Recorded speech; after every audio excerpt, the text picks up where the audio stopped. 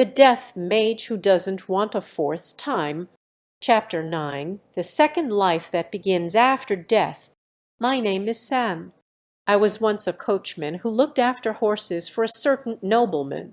Serving a nobleman is not as prosperous a lifestyle as commoners may think. Well, I am a commoner myself. However, I had to take care not to embarrass my master, lest his reputation be questioned, and so I was provided with a proper uniform, and I was guaranteed meals to eat each day. In that regard I was indeed blessed. I am especially happy with the fact that I met my wife who was working at his mansion, and under my master's encouragement I wed her and was blessed with 2 daughters. My older daughter, Saria, was well-mannered, and my younger daughter, Rita, grew up to be energetic and cheerful. And then my daughters also entered the employment of the same noble family as I, and we were truly happy. However, one winter my wife was among those afflicted by an epidemic and passed away within a few days. Before I even had time to recover from the sadness of that event, my master lost his footing on the stairs and also passed away, and someone else took his place. The one who succeeded that noble family seemed to be unhappy with the previous generation's ways. They declared that they would be changing the servants, and my daughters and I were dismissed. I thought that for me, who has only looked after horses and been a coachman all my life, it would be possible for me to live as a coachman for a stagecoach in the city, and decided to boldly enter an unfamiliar land. My daughters, too, followed me in hope of finding good marriage proposals and employment in the city. However, in the midst of our journey, we were attacked by a group of bandits. My daughters were violated by those beasts before my very eyes, and then we were killed. Our bodies were burned so as not to attract animals and monsters, and then thrown away. That must have been incredibly harsh. Saria and Rita still have their appearance from the time that they were burned. Of course, we resented those bandits. We lingered here intending to stay until we saw their destruction. If there had been a devil's nest nearby, we might have been transformed into evil spirits by its mana. However, we simply felt pure hatred for those men, and the days went by with us not being able to do anything. And then one day, my current master Vandayu-sama and his servants attacked their hideout and slaughtered them all. So I myself am now one of Goshujin-sama's servants. One would never expect to be living a second life after death, and the fact that this horse caretaker and coachman is now in a dungeon is very surprising. Goshujin-sama, I have heard that strong monsters appear more frequently inside dungeons than outside. Please let me know if you feel that it is too dangerous. My new body is the carriage that the bandits stole from me. However, it is a 3-horse carriage with its width as its only redeeming quality, and other than the cloth roof overhead, it is no different from a wagon. But since I am haunting it, despite it being a horse-drawn carriage, it can move backwards if needed. It is therefore easy to make an escape. All right. By the way, I was thinking about this earlier. Can you not call me Goshujin-sama? My master Vandayu speaks to me from the back of the carriage, but what would he like me to call him instead? Uama can be preferable. Translator's note means young master. For some reason, the respectful O at the start of this does not appear in the rest of the chapter. Sam uses Bakken for the rest of the chapter. No, that's not it.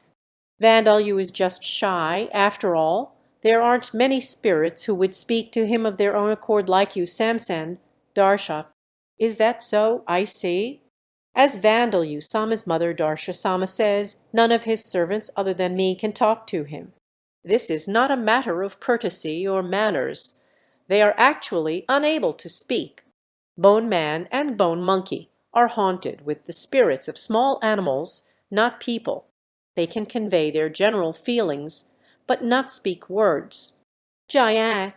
Also, nobody but Vandayu-sama can see them, but he is also being followed by countless spirits, including my daughters. However, though they would respond if Vandayu-sama were to talk to them, they are unable to speak to him themselves. This is because when one becomes a spirit, it is very easy to become dominated by a single emotion, and without intervention it is normal to repeat the same behavior endlessly. My daughters are no exception. JEI.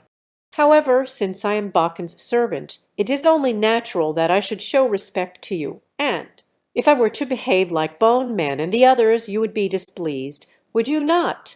Bone Man's outward appearance is that of a human skeleton.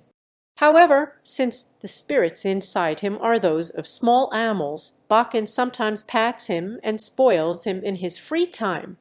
Jijiada the Gada. Since Bakan can see spirits, he does not seem discomforted by this, but there would be a problem if it were me. If I, a middle-aged man in his 40s with thinning hair, were to say Bakan, pet me Tilda or something of that sort, he would most certainly feel hesitant about that. Ah, indeed, then Bakan will be fine. He looks strangely unsatisfied, but we have come to an agreement. Jujier. Incidentally, the unpleasant death cries that have been rising up are those of the goblin soldiers that I have been running over. Goblin soldiers are rank 2 monsters, goblins that have developed enough intelligence to hold weapons. Rank 1 goblins also wield sticks sometimes, but they are nothing more than tree branches. One cannot say that they have any kind of technique. Even if a goblin were to luckily get its hands on a sword or a spear, it would swing it no differently from a tree branch. Goblin soldiers are goblins that are capable of wielding a sword like a sword, a spear like a spear, and a stick like a stick. However, their skill is amateur level, and any skilled, experienced adventurer or soldier would be able to defeat them one-on-one. They are quite similar in appearance to regular goblins, so apparently there are incidents where farmers and hunters carelessly try to drive them away and become overwhelmed. However, these goblin soldiers are not worthy enemies to face Bone Man, Bone Wolf, and Bone Bird, who have already become a rank 3 skeleton soldier, Bone Beast, and Phantom Bird. As they appear, they have their heads split by a sword, are torn to pieces by fangs, and shot down by spirit feathers. The undead throw the ones that are still barely breathing in front of my wheels. Thanks to this, I am also able to attain some experience points. Jeji. Their organs are crushed with a squelch, and their bones crunch and crumble beneath the wheels. What a wonderful sensation! Though I am embarrassed to admit it, I may become addicted to this. I hope you don't. It would be a problem if we were to run someone over by accident. Ah, but it's all right to run over bandits. Thank you very much. I will crush bandits beneath my wheels. My heart beats with excitement just imagining this.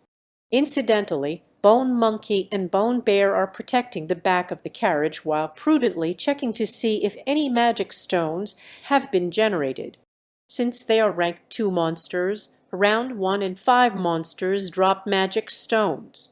For goblin soldiers and goblin archers to be appearing on the first floor, it seems that this is a rather dangerous dungeon after all. Goblin archers are goblins that wield bows and arrows instead of melee weapons, and are also rank 2 monsters. I don't feel any danger. It may seem that way because the undead are defeating them as soon as they appear, but it is quite unusual to encounter more than 14 monsters right after entering a dungeon. Well, this is also my first time being in a dungeon as well. Darsha-sama was an adventurer in her past life, but it seems that she acted solo, so she does not have any experience in clearing dungeons. However, this number of monsters may be because not many adventurers have attempted to clear this dungeon. That happens occasionally, when there are wars and the adventurers have to work as mercenaries, or when there is a large-scale emergency request and more people are needed, or when there is no profit to be had from a dungeon, so adventurers are unmotivated to clear it. Well, if the only monsters that appear are goblins, then it's not likely that they would be rewarded for their efforts. Humans are creatures that don't act if there is no benefit for them. You are wise, Bakken. You do not seem like a 1-year-old child at all, so please take care around other people. You're right, but he does keep talking like an adult, even though he never actually became an adult in his previous life or the one before that, so I wonder who he learned it from. It seems that I've reached my limit today, so I'm counting on you, Sam-san. Good night, Vandal you. Certainly. Good night, Mom.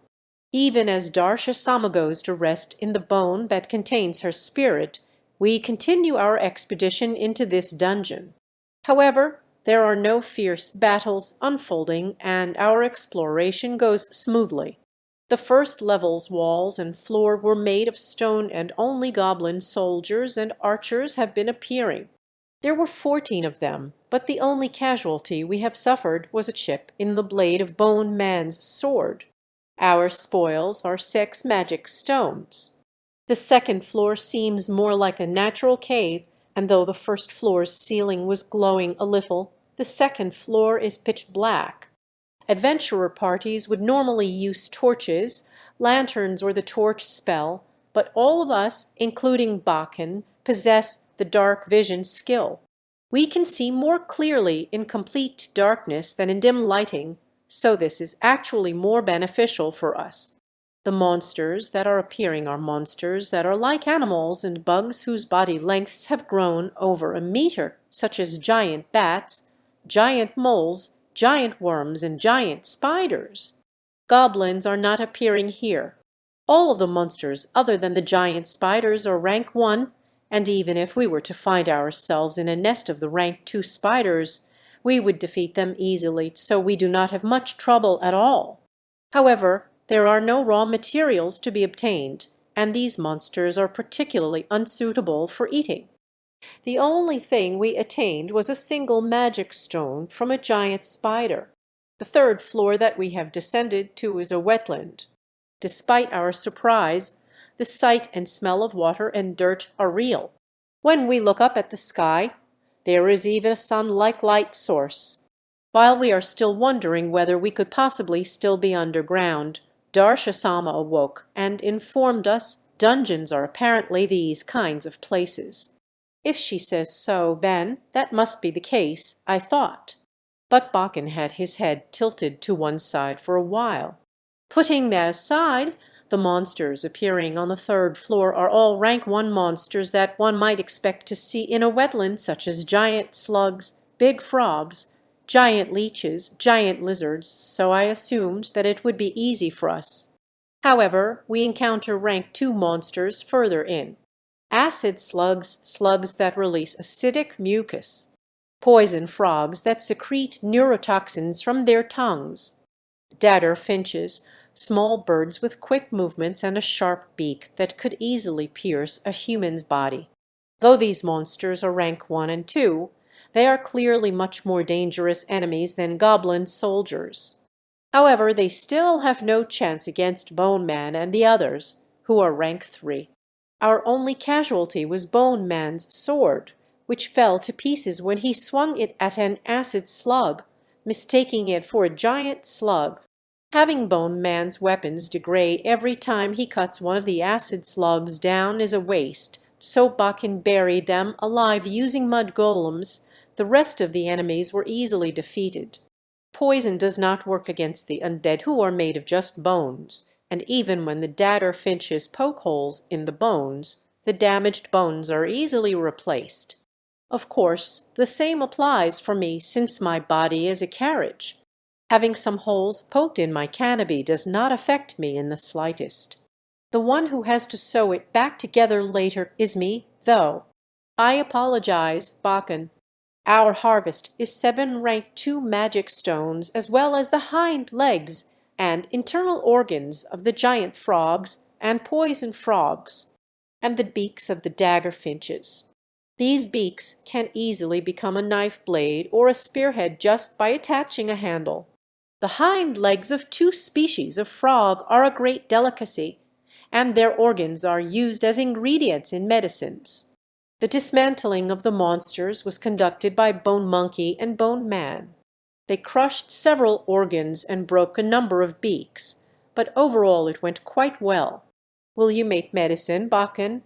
I don't know how, so that's impossible. For now I'll use the preservation spell on them and keep them in a sack. Using death attribute magic, it is possible to preserve for several years the organs that would normally spoil very easily. How very convenient. I'll have grilled frog legs for food today. First, let's start a fire. Bakken, you will not use demon light. Unfortunately, demon light doesn't produce any heat. Actually, it absorbs heat, so it'll actually get colder. But it seems even death attribute magic is not omnipotent, though at least he can stay cool in the summer. Bone Monkey burned one of the legs, but Bakken said they were delicious as he enjoyed them. It tastes better than rabbit blood. Bakken, that comparison is not helpful at all. The fourth floor is another cave, and the monsters that appear here are all undead. They are not rank 1 living dead and living bones, but powerful rank 3 skeleton soldiers, zombie warriors, bone beasts and wraiths that are immune to physical attacks. Oh, such terrifying undying beasts. Sam, you're an undead as well. Now that you mention it, you are correct. It seems that we are in for a difficult battle this time, but as I am about to suggest that we return to the previous floor to think of a strategy, something surprising happens. The skeletons and zombies move aside and make a path for us. I can pass through. The skeletons with blue flames in their eye sockets and the muddy-eyed zombies give a groan as if to answer Bakken's question and drop their weapons. Their rusty weapons drop onto the ground with an echoing clang, and there is no further response from these undead. Sam, everyone, let's move on. Is this all right? Perhaps it is some kind of trap? I don't sense any bloodthirst, so I think it's fine. I trust in Bakken's danger sense, death, magic, and proceed onwards, and the undead really do not attempt to attack us. Other than slowly picking their weapons back up as we pass, they show no further movements. I'm sure those guys came to like vandal you too, as expected of Bakken. Well, isn't it just the normal effect of my death attribute charm skill? Though I didn't expect it to work on already raised undead. This fourth floor contains nothing but undead monsters that show no signs of wanting to attack Bakken, so we continue our expedition with no obstructions. Of course, we do not attain any magic stones and such either, but compared to having to fight against rank 3 monsters, this is a welcome turn of events. Vandal you, it's a treasure chest. Treasure chests really appear in dungeons, don't they, Tilda? So it seems. Just who would leave them there? I don't know about that. Maybe they are the Demon King's traps to lure humans into danger, or the genie Ricklint's way of motivating humans to improve themselves by giving them the treasure chests as a reward for their training. There are a few theories. It seems that treasure chests appear in dungeons depending on the floor. It is unknown as to why they appear, but valuable goods are contained within them, and they are fuel that warms the hearts of adventurers. Of course, the treasure chests are locked, and sometimes there are traps set on them. Getting through those is the job of a thief, but we have no thieves among us. Well, I guess we'll open it, awaken. Even so, Bakken finds a way. Even without a thief, he can have spirits haunt the treasure chest itself and have it open the lock and undo the traps itself. It costs 10,000 mana to open one treasure chest. Therefore, this is a method well suited for Bakken, who possesses a tremendous mana pool. The contents are: what is this? On first glance, it seems like poison. What is contained in the treasure chest is a blue fluid in an expensive glass bottle. Oh, if this isn't a potion, and quite a high-class one! Bakken, this is no poison. It is a potion. A potion, you mean an item that heals injuries? That's right. If you drink it or apply it to wounds, they heal right away, so they are essential items for adventurers. Yes, Darsha-sama, I have never seen such a high-quality product, even in the noble family that I once served. Potions have a number of grades, and the typical fifth-grade potion heals for 30 vitality. Most merchants and soldiers carry one of these with them, and adventurers and mercenaries always include them as part of their inventory. However, fourth-grade potions are more expensive, and noblemen have third-grade potions in reserve. Of course, these potions have effects reflecting their high price. You can tell quality of a potion by its color. The brighter blue it is, the higher quality. If it's darker, it's lower quality. This color should be a second-grade potion, I suppose. To find a second-grade potion, one must find it at a store in a large city such as the imperial capital of the Mid Empire, or order it directly from a skilled alchemist. The price for one of these will not be any lower than 100,000 amid. 100,000. How is its effect? It won't let you regrow a limb that's been cut off, but it should heal most wounds you apply it to. If you drink it, it will heal not only your injuries, but also relieve fatigue and restore a little mana. It will also cure some poisons and illnesses. What about the taste? The higher quality the potion. Indeed, there was a legendary adventurer who once drank a high-grade potion and fell unconscious due to its terrible taste. When he opened his eyes, he said that it would have been better if he had died. With that in mind, I cannot blame Bakken for mistaking the potion for poison at first. They say that good medicine is bitter to the tongue, but isn't that a little too bitter? I did not have the experience of drinking a potion while I was alive, and I am fortunate that I am unable to drink it now. It seems that Bakken has also realized that this potion is not to be consumed. Following this, we found more treasure chests and attained the treasure inside. All of the items contained inside them seemed considerably high-class items. With that said, I cannot be sure, as I am but a horse caretaker and a coachman, and cannot judge the value of some items. This is probably a magic item. This is probably also a magic item. Ah, this is just a gem. No, could it be a magic item? Bakken, you are saying probably quite frequently. I'm just over a year old. I hope you're not expecting me to have a good eye for judging these things. But if you include your previous life and the one before that, are you not almost 40 years of age? Several days ago, Bakken told Darsha-sama, my daughters, and myself about his circumstances. Though it was surprising to hear, he possesses a tremendous mana pool for a 1-year-old, even if he is a Dhampir. Furthermore, he is using some unknown magic that nobody has taught him. These things are far more surprising.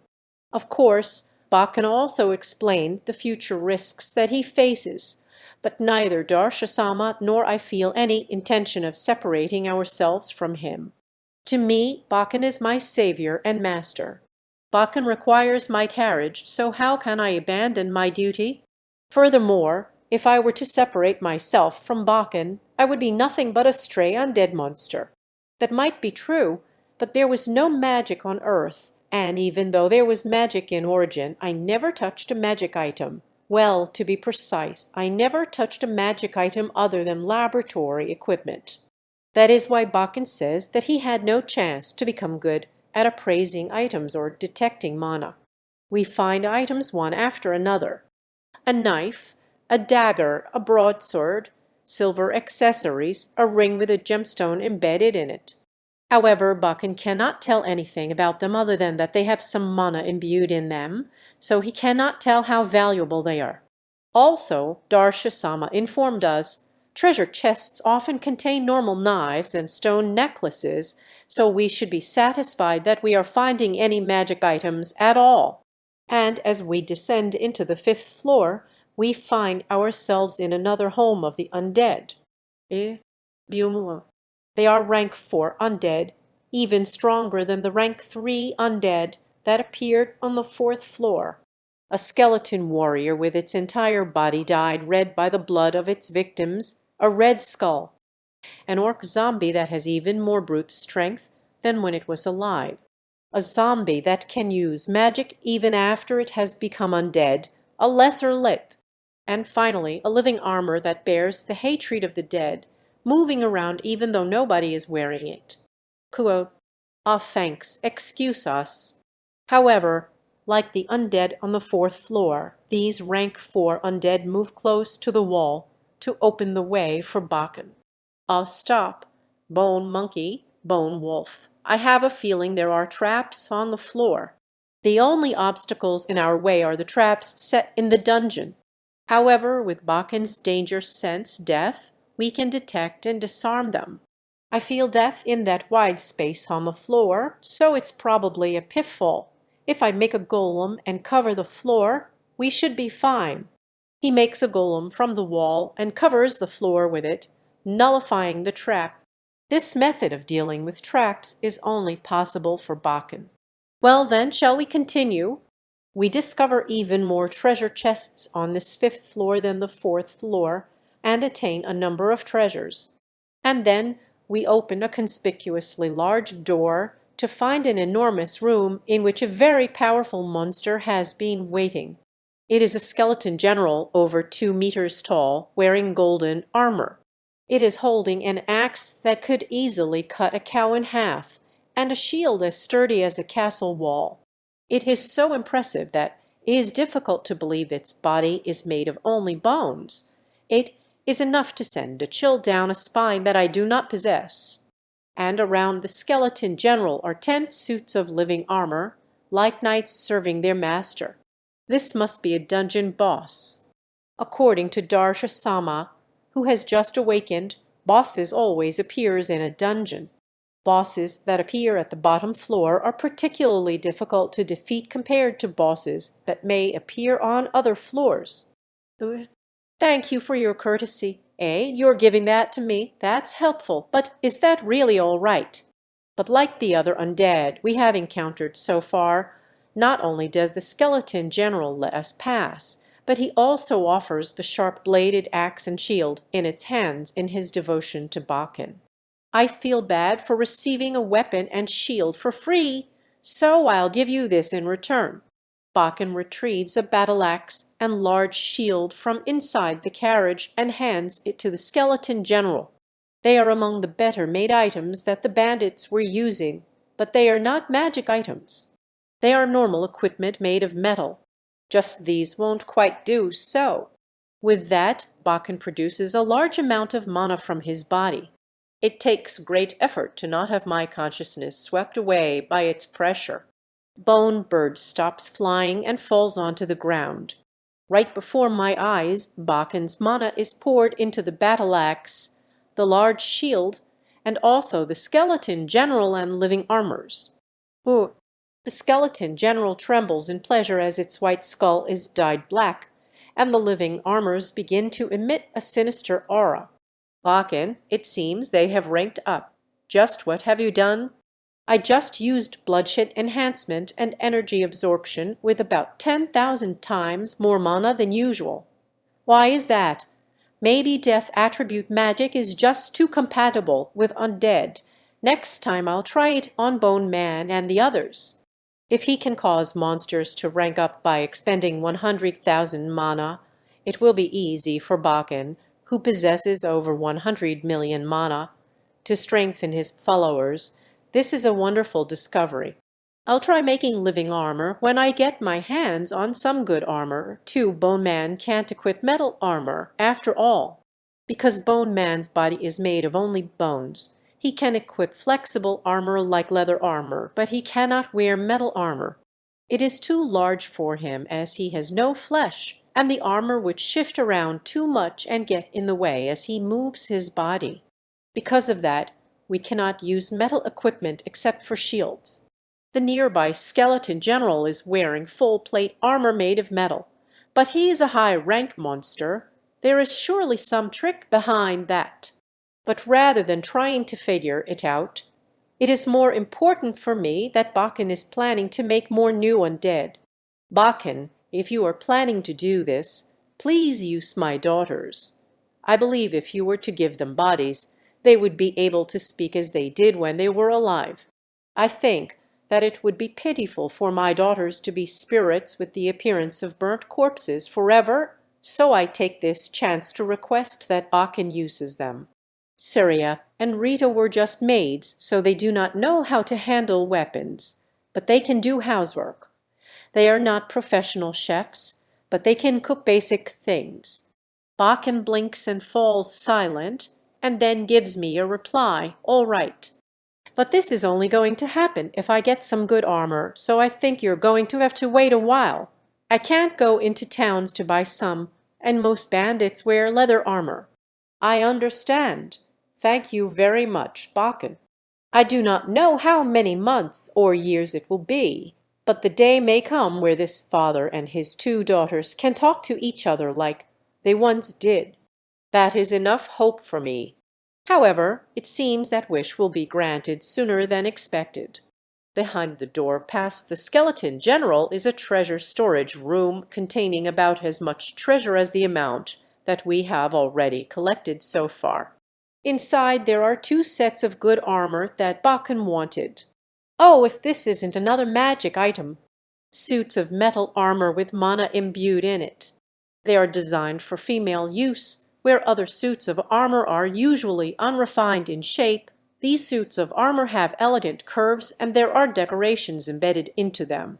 A non-adventurer such as myself would have no idea just what kind of magic is imbued in these or what kind of ability they have, but I do know that they are beautiful suits of armor. Bakken, please make my daughters into living armors using this.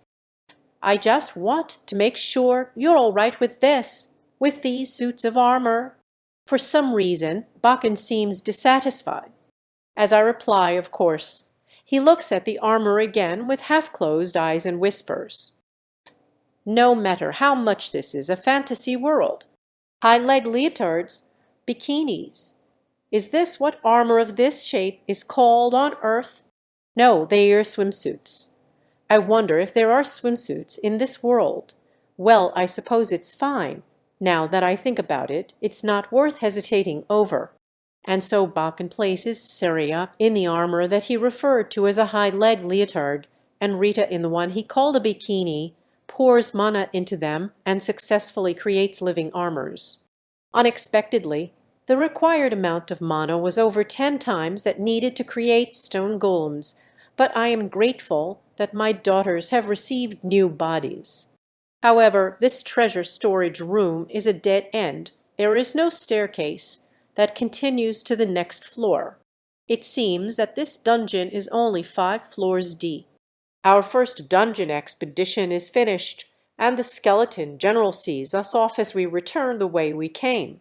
On the way back, I crush more goblins that attack us and detain one of our original bulls. In coming here, I have now evolved into a rank 3 ghost carriage, which is a happy event.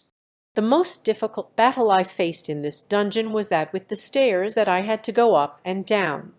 Bakken turned them into golems and made them into a steep slope that I forced my way up and down, but it was rather difficult. I had Bone Monkey and Bone Bear support me when I went down them and push me when I climbed up. Now that I have attained the rough road travel skill, it is no longer a problem. I wonder why skills are obtained just when the time you need the most is already over. Today's spoils: Rank 2 Magic Stone X14, Goblin Archer Arrow X47, Giant Frog Hind Leg X16, Poison Frog Hind Leg X5, Daggerfinch Beak X9, Second Grade Potion X12, Third Grade Potion X7, Iron Knife Weak Mana X3, Iron Dagger Weak Mana X4, Buckler made of unknown material Moderate Mana Zone, Steel Broadsword Weak Mana Zone, Round Shield made of unknown material Moderate Mana X3, Tower Shield made of unknown material Moderate Mana Zone, Longsword made of mysterious metal Moderate Mana Zone, Steel Spear Weak Mana X3, Chainmail Weak Mana Zone, Half-plate armor made of mysterious metal Zone, Claymore made of mysterious metal moderate monozone. Glaive made of mysterious metal moderate monozone. Halberd made of mysterious metal moderate monozone. Steel battle-axe weak monozone. Skeleton generals fine battle-axe slightly weak monozone. Skeleton generals fine kite shield slightly weak monozone. Various accessories weak tilde moderate x many. Normally, we would also receive income from the proof that we killed the monsters, but because we are not adventurers, that is impossible for us. Name Sam. Rank 3. Race Ghost Carriage. Level 3. Passive skills. Spirit form Level 1 NEW. Superhuman strength Level 1 NEW. Rough road travel Level 1 NEW. Impact resistance Level 1 NEW. Precise driving Level 3. Active skills. Silent steps Level 1 NEW. High speed travel Level 1 NEW.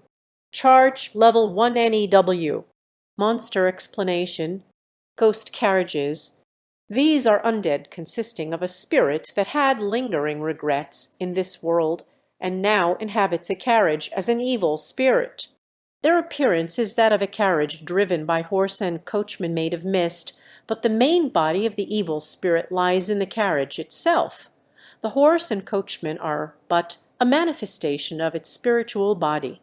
Because of this, the only way to defeat them is to purify the evil spirit or destroy the carriage itself.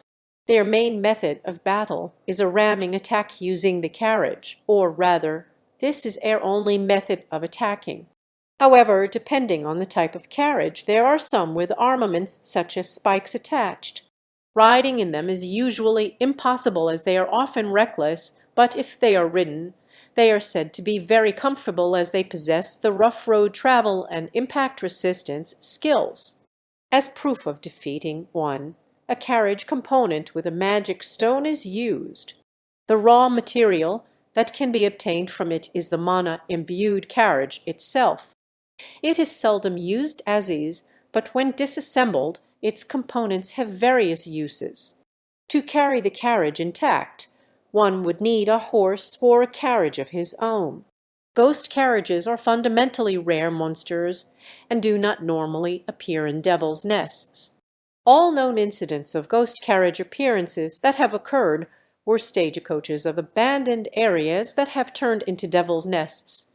Sam has attained precise driving and silent steps which ghost carriages cannot normally attain, with the acquisition of the former being due to Sam being a professional coachman during his lifetime and the latter from moving around stealthily since becoming an undead. Thus, he has more skilled movements than normal ghost carriages and can move around very quietly. Skill explanation. Spirit form. This is a skill that allows half materialization of the soul or spirit, something that does not normally exist physically. The materialized spirit form is visible to the eye and can be touched physically. Though physical attacks do affect the spirit form, over 2/3 of their effects are nullified. Attacks using magic items or consecrated weapons are effective. There are various ways to use the half-materialized spirit form. Lower level use extends to only using it to connect bones in place of cartilage. Just by attaining this skill, one can use it to replace muscle that has rotted and fallen off in order to strengthen the body, or decayed fur and scales in order to improve defense. To give an example, Bonebird's materialization of its spirit form over its bone wings allows it to generate the lift required for flight, and it can fire parts of the spirit formed as projectiles. Another example is Sam, who has now increased in rank to become a ghost carriage, who can use his spirit form to take the shape of a horse to increase the carriage's horsepower. Yet another example is how the skeleton general wears his metal armor. The space between the bones and the armor is filled by its spirit form. Another application of this skill is to manipulate the spirit form without materializing it, to have it crawl under another person's skin or penetrate walls.